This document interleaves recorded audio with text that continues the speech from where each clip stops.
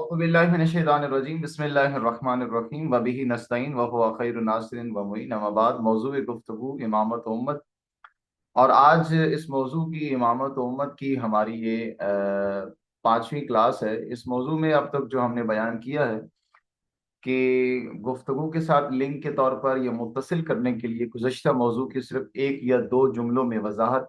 توجہ دیجیے گا، ہماری گفتگو امامت اور امت میں ہے اور ہم ابتدائی طور پر امت کے کنسپٹ کو سمجھنے کی کوشش کریں گے کہ آخر امت کس چیز کا نام ہے۔ امت چند لوگوں کے اکٹھے ہونے کا نام نہیں ہے، بلکہ امت ایک پوری حقیقت ہے، ایک پورا روڈ میپ ہے، چند اصول ہیں جن کو اپنا کر انسان اس راستے پہ یا اس حقیقت کی طرف آ سکتا ہے۔ لیکن یہاں توجہ کی ضرورت ہے کہ انسان کی زندگی کے دو پہلو اللہ تعالیٰ نے رکھے ہیں۔ ایک انسان کی زندگی کا انفرادی پہلو ہے اور ایک انسان کی زندگی کا اجتماعی پہلو ہے۔ انفرادی پہلو جس میں میں خود اکیلی میری ذات ہے اور کسی بندے کی میرے ساتھ کسی قسم کا اتصال نہیں، یعنی میری ایسی سرگرمیاں، میرے ایسے کام جن میں مجھے کسی اور کے ساتھ لینا دینا نہیں ہے، بلکہ اس میں میرا خود سروکار ہے اپنے وجود کے ساتھ۔ دوسرا میرا پہلو ہے اجتماعی زندگی۔ اجتماعی زندگی میں یہ ہے کہ جس میں لوگوں کا محتاج ہوں، لوگوں کے ساتھ اٹھنا بیٹھنا، میری کھانے پینے کی ضروریات، میرے پہننے کی ضروریات، مجھ سے متعلقہ آپ کہہ سکتے ہیں کہ میری 95% ضروریات وہ میری اجتماعی زندگی کے ساتھ متصل ہیں۔ اور انسان انس کے عنوان سے اس لیے ہے کہ انسان کی ساری زندگی اجتماعیت پر موقوف ہے۔ پیدائش کے وقت بھی انسان محتاج ہے اجتماعیت کا، اور انسان جب اس دنیا سے جاتا ہے تو آخری مرحلے میں بھی انسان محتاج ہے اجتماعیت کا۔ ہم نے بیان کیا تھا کہ اگر انفرادیت کے اندر غلو آ جائے یا انفرادیت کو اگر انسان اکیلے اختیار کر لے، اجتماعیت کو بلا دے، تو نتیجہ کیا نکلتا ہے؟ ہم نے بیان کیا تھا، سرمایہ داری نظام بن جاتا ہے معیشت کے اندر۔ اس سیاست میں اگر انفرادی سوچ آ جائے، یعنی اپنا مفاد اور اپنی حقیقت اور اپنے آپ کو سیٹسفیکشن دینا یا اپنے آپ کو بچانا، اس کے نتیجے میں سیاست میں استبداد، ڈکٹیٹرشپ اور بادشاہت وجود میں آتی ہے۔ اور یوں کر کے ہم نے انفرادیت کے نقصانات معیشت میں ہو، سیاست میں ہو، تعلیم میں ہو، دین میں ہو، عرض کیا تھا کہ دین دار اگر انفرادی سوچ لے کر میدان میں آ جائے تو صرف اس کی دینداری سیکولرزم کی شکل اختیار کر لیتی ہے، یعنی اپنی نماز، اپنا روزہ، اپنا حج، باقی معاشرت چاہے جس حال میں بھی ہو، اس کا جملہ یہ ہوگا کہ پڑھائی کیا پڑھی تجھے اپنی نبیڑ تو، رندے خراب حال کو زاہد نہ چھیڑ تو، یعنی تجھے کیا ضرورت ہے کسی اور کا خیال کرنے کی، بس اپنی ذات، اپنی پروموشن، اپنی نماز اور اپنے چند دیگر احکامات کی حفاظت کرنا، اس کے علاوہ آپ کا کوئی اور فریضہ نہیں ہے۔ اور اگر صرف اور صرف اجتماعیت کو اپنا لیا جائے تو اجتماعیت کا سیاست میں نتیجہ نکلتا ہے کہ کمیونزم کی شکل میں جو نظریہ وجود میں آتا ہے۔ معیشت میں اگر اجتماعیت کو اختیار کر لیا جائے تو سوشلزم وجود میں آتی ہے۔ سوشلزم یعنی کوئی انسان کسی بھی چیز کا مالک نہیں ہے، بلکہ سب کو اجتماعی طور پر کار ہے، کام ہے، کوئی بھی چیز ہے، وہ سب کا ملکیت ہے، وہ کسی ایک فرد واحد کی ملکیت نہیں ہے۔ عرض کیا تھا کہ ان دونوں شعبوں میں اگر انفرادیت کو محض اختیار کر لیا جائے تو نتیجہ کیا ہے، اجتماعیت کو محض اختیار کر لیا جائے تو نتیجہ کیا نکلتا ہے، اس بات کی تمام وضاحت اب تک ہمارے پچھلی 4 کلاسز میں ہو چکی ہے۔ اگر یہاں تک آپ متصل نہیں ہیں تو آپ سے گزارش ہے وقت نکال کے پچھلی جو کلاسز ہیں ان کو سن سکے، تاکہ آپ کے لیے آج کی کلاس مزید آپ کے ذہن میں ایک ابتدائی مقدمہ بن سکے آج کی اس کلاس کو سمجھنے کے لیے۔ لہذا انفرادیت اور اجتماعیت کا مابین راستہ کون سا ہے؟ وہ ہے اعتدال۔ اگر انفرادیت یا اجتماعیت محض کو اختیار کیا جائے، یعنی صرف انفرادیت یا صرف اجتماعیت، تو معاشرہ تباہ ہو جاتا ہے۔ لیکن ہمیں ان دونوں کو، چونکہ اللہ نے یہ دونوں پہلو انسان کے اندر رکھے ہیں، لہٰذا ان دونوں پہلوؤں کو اعتدال کے ساتھ چلانے کی ضرورت ہے۔ ایسا نہیں ہے، اعتدال کا مطلب ایسے نہ لیا جائے کہ انسان 12 گھنٹے انفرادی زندگی گزارے اور بقیہ 12 گھنٹے 24 گھنٹوں میں سے اجتماعی زندگی گزارے۔ یا میں مثال دے سکتا ہوں ایسے کہ کچھ گھنٹے انسان گھر کے کام کرے اور کچھ گھنٹے انسان لوگوں کے کام آئے، تو ایسا نہیں ہے۔ اعتدال اس چیز کا نام نہیں ہے کہ کچھ دیر انفرادی پہلو کو ترجیح دی جائے اور کچھ دیر اپنی اجتماعیت کے پہلو کو ترجیح دی جائے، بلکہ اعتدال یہ ہے کہ انسان کا کوئی عمل، کوئی قول، کوئی فعل ایسا نہ ہو جس سے انسان کے دونوں پہلو نکلتے ہوں۔ وہ اس انسان کو یہ نہ کہا جائے کہ یہ صرف اور صرف گھر کا بندہ ہے، یہ صرف اپنی ذات کا بندہ ہے، یا یہ بھی نہ اسے کہا جائے کہ یہ صرف اور صرف لوگوں کے کام آتا ہے اور اس کی کوئی جو ہے وہ ذمہ داری نہیں ہے یا اور کسی کام نہیں آتا، نہ ایسے نہ ہو۔ توجہ کیجیے گا، یہاں پہ جو ضرورت ہے وہ یہ ہے کہ انسان کا کوئی عمل ایسا نہ ہو جس کے نتیجے میں انسان کے دونوں پہلو نکلتے ہوں، دونوں پہلو انسان کی ہر عمل سے، ہر قول سے انفرادی و اجتماعی نکلتے ہوں۔ آئیں ذرا یہاں سے ہم آگے بڑھ کے اس موضوع کی طرف چلتے ہیں۔ اعتدال کے نام پہ اب جب ہم اختیار کر لیتے کہ ٹھیک ہے، نہ ہم نے صرف انفرادیت کو اختیار کرنا ہے اور نہ ہی ہم نے صرف اجتماعیت کو اختیار کرنا ہے، ہم کیا کریں؟ ہم نے اعتدال کا راستہ اپنانا ہے۔ اعتدال یہ ہے کہ انفرادی بھی ہوں، اجتماعی بھی ہوں، لیکن توجہ کیجیے گا، انفرادیت اور اجتماعیت کا اگر مابین اعتدال قائم کیا جائے تو اعتدال کے نام پہ چند ایسی گمراہیاں ہیں جن سے آج ہم عملی طور پر دوچار ہیں، اور درست راستہ امت کی طرف بڑھنے سے قبل ہم نے جس چیز کو دینداری کے عنوان سے قبول کر لیا ہے کہ ہم دیندار بھی ہیں، اور دیندار ہونے کے عنوان سے ہم نے جو چند چیزوں کو اکٹھا کر لیا ہے، ہم سمجھتے ہیں کہ ہم ایک معاشرے کے اندر رہتے ہیں یا کسی قومیت کی بنیاد پر اکٹھے رہتے ہیں، بعنوان قوم، ایک قوم قبیلہ اکٹھا رہتا ہے، یا ہمارا تعلق کسی طبقے کے ساتھ ہے، طبقہ جیسے طبقاتی نظام ہے پاکستان کے اندر کہ کچھ سہولتیں عمراء کے لیے ہیں اور غرباء کے لیے وہ سہولتیں پاکستان میں میسر نہیں ہیں۔ تو یہ طبقاتیت ہے، ایک عمراء کا گروپ ہے یا ایک گروہ ہے، اور ایک دوسرا طبقہ جو ہے وہ غرباء کا ہے۔ تو عمراء کے لیے سہولیات کی دی جاتی ہیں ان کو، یا دیگر اس طریقے سے سہولیات پرووائڈ کی جاتی وجہ سے دین کی بنیاد ایک بنیادی طور پر پارٹی سے ملبس پایا جاتا ہے کہ یہ جو ہے وہ کسی پارٹی کی وجہ سے ایک جگہ پہ ہونا، یا باہم ایک زوگے میں شمار ہونے کی وجہ سے ایک جگہ پہ ہونا، یا کسی قوم اور قبیلے کے ساتھ ملبس ہونے کی وجہ سے ایک جگہ پہ ہونے کو حقیقی اجتماعیت امت کے عنوان سے اس کو نہیں کہا جا سکتا۔ ہم نے اپنی دینداری کے عنوان سے ان چیزوں کو یہ عنوان قرار دیا ہے کہ چونکہ ہم ایک جگہ پہ اکٹھے رہتے ہیں، پس ہم جو اللہ نے ہمیں حکم دیا ہے قرآن کریم کے اندر کہ تم سب نے اجتماعی طور پر امت کی شکل ہے، ایسا غلط ہے۔ امامت کا نظام اللہ نے بنایا ہے امت کے لیے، یاد رکھیے گا، اگر امت قوم کی عنوان کی وجہ سے ایک جگہ پہ ہے، یا کسی طبقے کی وجہ سے ایک جگہ پہ ہیں، یا ایک زبان ہونے کی وجہ سے ایک جگہ پہ ہیں، یا کسی پارٹی کی وجہ سے ایک جگہ پہ ہیں، تو ان کا ایک جگہ پر ہونا امت نہیں کہلاتا۔ امت کیسے بن سکتی ہے؟ ذرا اس طرف بڑھنے سے قبل، یا یہ جو چار بنیادی گمراہیاں ہیں جن کو ہم نے اختیار کر لیا ہے، اور ہم نے قومیت کے عنوان سے مذہب کو بھی قوم بنا دیا، شیعہ قوم یا جو ہے وہ مسلمان قوم یا سنی قوم، یہ آخر ان گمراہیوں کا یہ حقیقت کیا ہے؟ قوم کس لفظ سے بنا ہے، اس کی حقیقت کیا ہے؟ اور طبقاتیت کس چیز کا نام ہے؟ لسانیت کی بنیاد پر ایک جگہ پہ ہونا یا کسی پارٹی کی وجہ سے ایک جگہ پہ ہونا۔ کیا اسلام نے ان چاروں چیزوں کی اجازت دی ہے؟ اگر دی ہے تو کس حد تک، اور اگر نہیں دی تو ہم نے کس عنوان سے اس کو قبول کر لیا ہے؟ اس کی وضاحت ہم آگے کریں گے، لیکن ان چاروں قسم کی بنیادی گمراہیوں کو سمجھنے سے قبل ہم ایک حقیقت کو سمجھنے کی کوشش کرتے ہیں، ذرا توجہ کیجیے گا۔ یہ اگر بنیادی نقطہ اگر ہمیں سمجھ میں آ گیا تو باقی جو چار گمراہیاں آپ کے سامنے ذکر کریں گے ان کی وضاحت ہمیں آسانی کے ساتھ سمجھ میں آ سکتی ہے، اگر ہم یہ ایک بنیادی کلیہ، ایک بنیادی حقیقت جو بھی ہم اس 10 سے 15 منٹ کے اندر بیان کریں گے، یہ سمجھ میں آ جائے تو باقی چیزیں ہمارے لیے آسان ہو جائیں گی امت کے نام پہ اکٹھے ہونے کی باقی مختلف شکلوں کو سمجھنے کے لیے۔ وہ بنیادی کلید کون سی ہے؟ وہ بنیادی کلید یہ ہے جو اب تک ہماری ساری گفتگو رہی ہے، اس گفتگو کا خلاصہ بھی میں اس جملے کے ذریعے سے کر سکتا ہوں، اور وہ ہے افراط و تفریط، وہ ہے انفرادیت اور اجتماعیت۔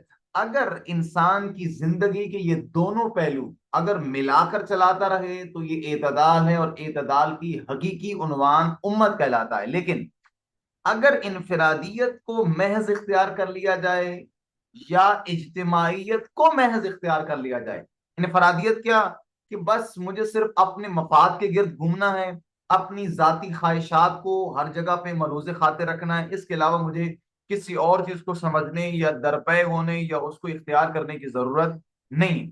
یا دوسری ہے اجتماعی، اجتماعی سوچ کے ہے کہ مجھے صرف اپنے کام کاج سے کوئی غرض نہیں، میں اپنی ساری قربانیاں معاشرے کے اوپر فدا کروں، اپنی ساری توانائیاں، اپنی ساری معیشت اپنی ذات کے لیے یا اپنے گھر کے لیے یا اپنے بال بچوں کے لیے مجھے اپنی توانائی صرف کرنے کی ضرورت نہیں ہے، میں اپنی پوری طاقت و توانائی اجتماعیت کے کاموں میں ملبوس کروں، یہ شامل حال کروں۔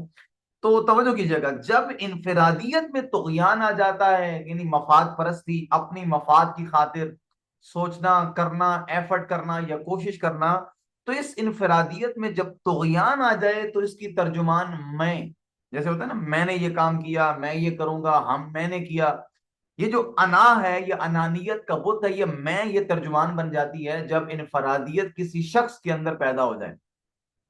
اور جب اجتماعیت کسی شخص کے اندر پیدا ہو جائے، یہ طغیان آ جائے اس کے اندر، حد سے زیادہ انسان اجتماعیت کی طرف راغب ہو جائے یا اس کو عملی زندگی میں اختیار کر لے، تو اس کا ترجمان ہم بن جاتی ہے۔ ہم نے یہ کام کیا، ہم نے فلاں کام کیا، ہم نے فلاں کی مدد کی، ہم نے یہ کیا۔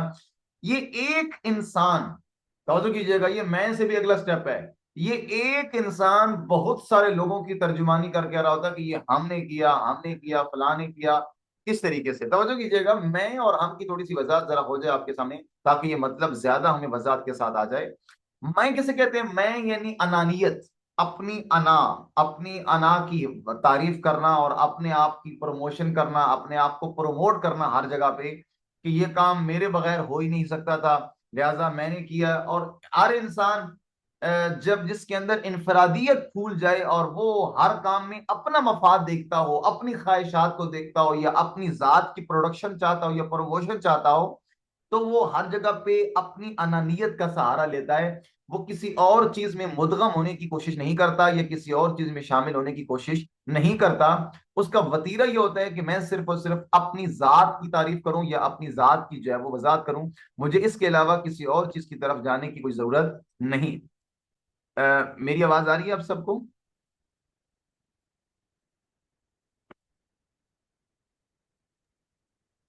جی جی، آواز آ رہی ہے آپ کی حضرت صاحب۔ Okay okay. لہذا میں یعنی انانیت، اور ہم یہ میں سے ٹوٹا ہوا ہم نہیں ہے، اجتماعیت نہیں ہے، بلکہ یہ ہم وہ والی ہے کہ جس میں انسان میں کے اندر جب طغیان میں شدت آ جائے تو انسان کہتا ہے کہ یہ کام ہم نے کیا، فلاں نے کیا۔ توجہ کیجیے گا، یہ میں اور ہم میں اعتدال کب ممکن ہے؟ یعنی انفرادیت میں اور اجتماعیت میں اعتدال کب آ سکتا ہے، یا کب انسان اپنی انفرادی زندگی سے اجتماعی زندگی کے مابین حقیقی رستے کو اختیار کر سکتا ہے؟ وہ تب ہے کہ جب انسان اپنی انا کا بت توڑ کے ہم بن جائے۔ میں اس کی چھوٹی سی ایگزامپل دوں گا تاکہ یہ مطلب آپ کے لیے زیادہ وضاحت کے ساتھ آپ کے لیے آ جائے۔ اگر میں اپنی انا کا بت لے کر، فرض کریں ہم ایک کمرے میں 5 افراد رہتے ہیں، یا آپ ایک خاندان کی مثال لے لیتے ہیں، یا ایک خاندان میں سب سے چھوٹی مثال میاں اور بیوی کے لیتے ہیں۔ اگر میاں اور بیوی، اگر یہ دونوں اپنی ذات کی انا کا بت اپنی جگہ پہ قائم رکھ کر گھر کا نظام چلانے کی کوشش کریں، تو کیا گھر کا نظام چل سکتا ہے؟ کبھی بھی نہیں چل سکتا۔ اگر مرد اپنی انانیت کو ہر جگہ پہ ملوز خاطر رکھے، عورت اپنی انانیت کو ہر جگہ پہ ملوز خاطر رکھے، کبھی بھی ان کے گھر کا نظام نہیں چل سکے گا۔ کیوں؟ کیونکہ ہر شخص اپنی انا کی پرستش کر رہا ہے۔ آپ کی انا کو چھوٹی سی بھی کچھ ڈیمیج کرے گی، آپ جو ہے وہ اس کی توہین کریں گے، گالی گلوچ دیں گے، لڑائی کریں گے، اور دوسرا اپنی توہین برداشت نہیں کر پائے گا۔ نتیجے کے طور پر ایک گھر نہیں چل سکے گا۔ اور اگر گھر کے سارے افراد اگر اپنی انا کی بت میں اکٹھے رہیں، یہ اکٹھا رہنا کبھی بھی ان کی فطرت کو اجتماعیت میں تبدیل نہیں کر سکتا۔ لہذا ضرورت کس چیز کی ہے؟ ضرورت اس چیز کی ہے کہ ہمیں فرسٹ آف آل، اگر ہم نے اجتماعیت کی حقیقی شکل کو اختیار کرنا ہے، ہمیں سب سے پہلے اپنے انا کے بت کو توڑ کے مدغم ہونا پڑے گا، شامل ہونا پڑے گا باقی افراد کے ہمراہ۔ اور اس کی میں ایک چھوٹی سی ایگزامپل دوں تاکہ مطلب مزید آسان ہو جائے۔ جیسے اگر ایک ٹرے ہے، ایک ٹرے کے اندر 5 یا 10 یا 12 گلاس اگر پانی کے پڑے ہوئے ہیں، اور اگر ان کے اندر پانی پڑا رہے تو یہ گلاس بے شک اکٹھے رہیں گے، لیکن ان کا اکٹھا رہنا، اکٹھا ہونا وحدت نہیں کہلائے گا، یا اجتماعیت کو جنم نہیں دے گا۔ توجہ کیجیے گا، تعداد کا بہت زیادہ ہو جانا، کسی معاشرے میں بہت سارے لوگوں کا اکٹھا ہو جانا، یہ اجتماعیت کی دلیل نہیں ہے۔ میں ہم एग्जाम्पल देते हैं, जैसे हमारा मुआशरा है, हर हर घर के साथ घर अटैच है, हर गली में बहुत सारे लोग रहते हैं। क्या ये लोग इज्तिमाइयत की तर्जुमानी करते हैं? क्या ये लोग उम्मत कहलाएंगे? ना।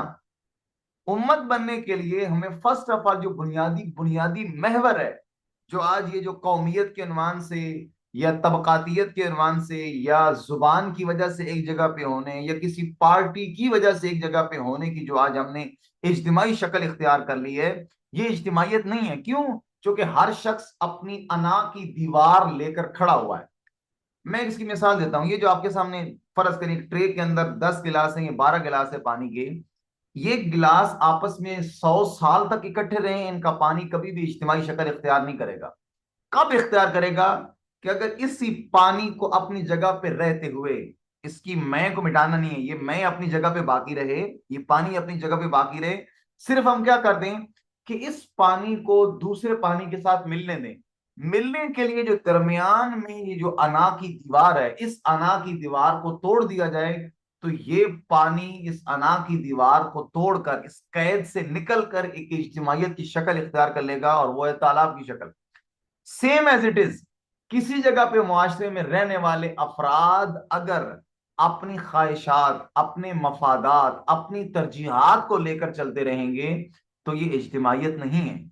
लेकिन जिस दिन ये अपने आप को दूसरों पर फिदा करने के लिए या अपनी जरूरियात को दूसरों के लिए कुर्बान करना शुरू कर देंगे, अपनी अना का बुत तोड़कर दूसरों की मदद करना शुरू कर देंगे, ये नतीजा होगा किसी एक इज्तिमाइयत की शक्ल को इख्तियार करने का। या जैसे अल्लामा मोहम्मद इकबाल ने अपनी फारसी की जो बड़ी खूबसूरत दो नज़म है, एक असरार रमूज एक असरार खुदी है और दूसरे है असरार रमूज बेखुदी। यानी कौम पहले अपनी खुदी को पहचाने, अपनी हकीकत को पहचाने, अपनी शनाख्त करे, और जब शनाख्त कर ले, उस मकाम बाला तक पहुंच जाए, अगला मरहला क्या है कि अब इस खुदी को रमूजे बेखुदी में तब्दील करना है। यानी ये इंसान जो हर फर्द अपनी जात और अपनी हकीकत शनास बन चुका है, अब ये लोग सारे मिलकर अपने आप को डबो दें अपनी इज्तिमाइयत को बनाने के लिए। ये है हकीकी एतदाल। बस एतदाल की हामिल इज्तिमाइयत कब वजूद में आएगी, कब एक हकीकी मुआशरा वजूद में आएगा? जब हर इंसान अपनी मैं को खत्म करने के बजाय अपनी अना की दीवार को तोड़ दे, उसके नतीजे में हकीकी तौर पर एक इज्तिमाइयत जो है वो तश्कील पाएगी। यहां तक हमारी गुफ्तगू थी, तवज्जो कीजिएगा कि अगर हमने हकीकी उम्मत बनना है, तो उम्मत बनने के लिए हमें अपनी अना की दीवार को तोड़ना पड़ेगा, और वो तोड़कर हम एक हकीकी उम्मत बन सकते हैं। अलबत्ता हमने क्या किया है? हमने अपनी अना का बुत तोड़ने के बजाय अपनी अना का बुत कायम रखते हुए एक जगह पे इकट्ठे हो गए, और उस एक जगह पे इकट्ठे होने का नाम हमने रख दिया इज्तिमाइयत या उम्मत। इसको उम्मत नहीं कहते।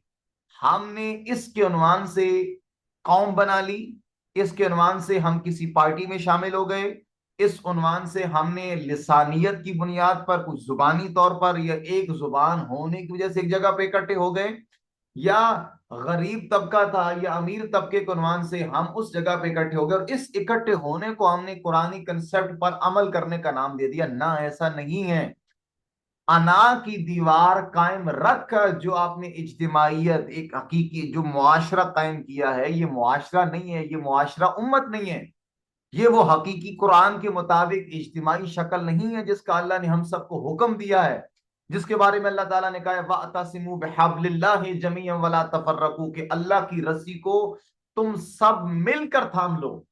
हमने सब ने मिलकर या कौमियत इख्तियार कर ली है, या किसी पार्टी को ज्वाइन कर लिया है, या एक जुबान होने की वजह से एक जगह पे इकट्ठे हैं, या किसी एक गरीब या अमीर तबके में शुमार होने की वजह से एक जगह पे इकट्ठे हैं। अदरवाइज हम उम्मत की वजह से एक जगह पे इकट्ठे नहीं। और उम्मत बनने के लिए अना की दीवार को, अना के बुत को तोड़कर जब तक हम रमूज बेखुदी यानी इज्तिमाइयत को तश्कील नहीं देते, तब तक उम्मत वजूद में नहीं आ सकती।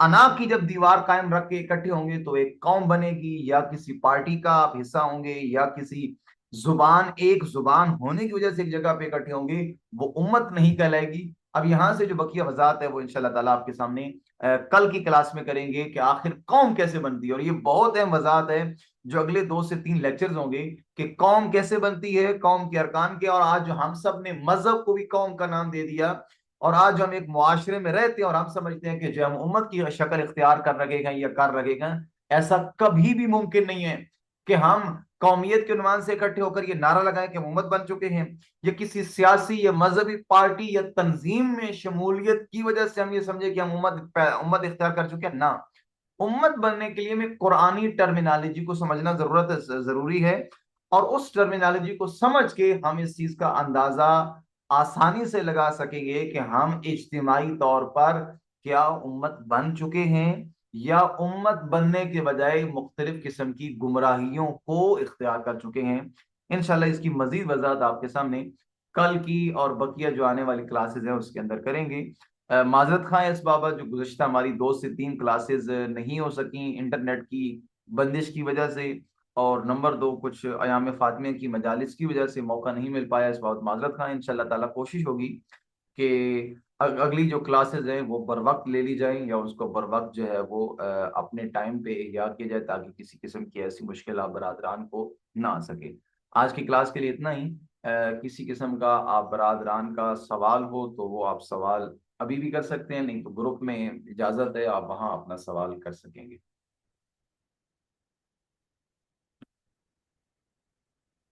اللہ حافظ۔ اللہ